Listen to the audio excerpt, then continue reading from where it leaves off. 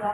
তো আমার জীবনে বাবা মার মানে সবার জীবনেই একটা আলাদা জায়গা। প্রতিবারই গিফট দিয়ে বা অন্যভাবে বাবাকে ফাদার্স ডে সেলিব্রেট করি এবং সেলিব্রেশন নিয়ে এটা নয় 365 দিনের মধ্যে একদিন ভালোবাসা জানাবো সেরকম নয়। বাবারাও অপেক্ষা করে থাকেন সন্তানের জন্য এবং সন্তানরাও অপেক্ষা করে থাকে। তো আমরা যদি 24 আওয়ার্সের মধ্যে কিছুটা মিলুন, কিছুটা একে অপরকে আমাদের অভিভাবকদের দিতে পারি বা অভিভাবক সন্তান পারে, সেটা খুবই ভালো হয়।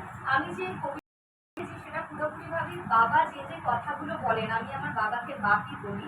তো ভালোবাসা, তো সেখান থেকে আমি একটু লাইনটা একটু পড়ে আপনাদেরকে শোনাবো।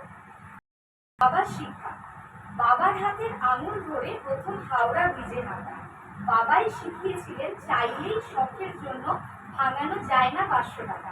আমি একটু বলি, আমি একজন প্রফেশনাল অ্যাক্ট্রেস। তো আমি মুম্বাই মালাডে থাকি।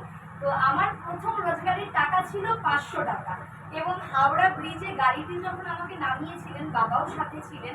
তো বাবা বলেছিল, মানু তুই কি করবি, হাওড়া ব্রিজ দিয়ে হেঁটে যাবি নাকি 500 টাকাটা ভাঙিয়ে তুই মানে গাড়ি করে যাবে। তো বাবা মূল্য মানে টাকার যে দাম, টাকার যে অর্থ, সেটা আমাকে শিখিয়েছিলেন এবং বাবাই শিখিয়েছিলেন যে তোমার বাবার বাড়ি থাক বা তোমার ইন ফিউচার হাজবেন্ডের বাড়ি থাক, তোমার নিজস্ব একটা বাড়ি হওয়াটা খুব জরুরি। আর সেটার জন্যই আজকে হয়তো আমি একটা নিজে বাড়ি আমি আমার মাকে গিফট করতে পেরেছি। তো প্রথম লাইনটা ওটাই ছিল যে বাবার হাতে আঙুল ধরে প্রথম হাওড়া ব্রিজে হাঁটা। বাবাই শিখিয়েছিলেন চাইলেই শখের জন্য ভাঙানো যায় না 500 টাকা। একখানা কাঁধ আছে আমার বাহু করে, ছোট হলেও বুঝেছিলাম ডুববো না টুক করে। বাবাই প্রথম শিখিয়েছিলেন ছাড়বি না মানু মাঠ, মাঠ ছাড়লেই হেরো তুই, না ছাড়লেই খেলোয়াড়।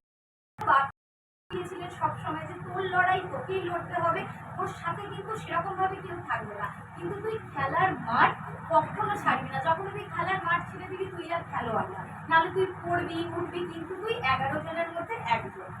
সৎ পথে থাকতে গেলে লড়তে হবে একা, মাথায় রাখিস এ পথ কঠিন, লড়াই তোর যাবে না বৃথা। এমনভাবেই করেছেন তৈরি অন্যায়ের বিরুদ্ধে লড়ি, সমাজের কল্যাণে ঝাঁপিয়ে পড়তে হয়, এটাই তোমার শিক্ষার দাবি।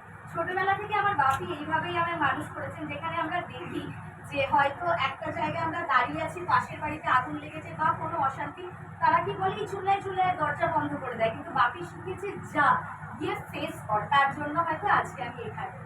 তোমায় কিছু পারিনি দিতে, শিখেছি শুধুই নিতে, চাওয়া পাওয়ার এই পৃথিবীতে তুমি সাধ্যের বিপরীতে। থ্যাংক ইউ সকলকে, হ্যাপি ফাদার্স ডে। সকল বাবারা ভালো থাকুক, সকল সন্তানরা ভালো থাকুক। যতদিন বাবা মা আছে তাদেরকে সম্মান দাও, সম্মান মানে গিফট, দামি দামি কিছু নয়, সময় দাও। থ্যাংক ইউ সো মাচ সবাই এখানে আছো, এতটা সময় করে সবাই সবাইকে শুনছো এবং এই মনন প্রকাশ এবং বার্তাকে এবং সৌরভ দা, দাদার নাম আমি এখানে জানলাম, এবং দিদি আছেন, এনাদের দুজনের জন্য আর আমাদের সবার জন্য একটা জোরে হাততালি দিয়ে যান। Thank you.